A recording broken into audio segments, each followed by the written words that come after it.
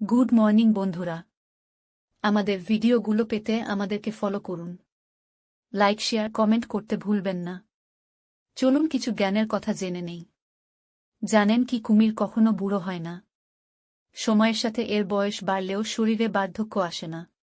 কুমিরের সঙ্গে এই বিভাগে আরও কয়েকটি জীব আছে, যেমন কচ্ছপ, চিংড়ি, ঝিনুক ইত্যাদি।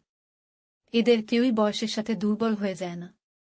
বলা যায় জীববিজ্ঞানের দৃষ্টিতে এরা অমর, এই জন্য আমরা দৈত্যাকার কচ্ছপ দেখতে পাই যাদের বয়স ২৫০ বছরেরও বেশি। ২০০৬ সালে এরকম একটি কচ্ছপ কলকাতা চিড়িয়াখানায় মারা গেছে, যার বয়স হয়েছিল ২৫৫ বছর।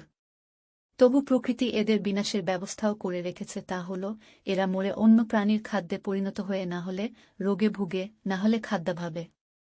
এরা যত বয়স্ক হয় তত আরও শক্তিশালী হয়, তখন এদের খাবারের চাহিদাও বাড়ে, যা প্রকৃতির পক্ষে এদের বাসস্থানের স্বল্প পরিসরে যোগান সম্ভব হয় না। আর এরা নিজেদের জায়গা ছেড়ে যেতেও চায় না। তখন এরা একে একে মারা যায়।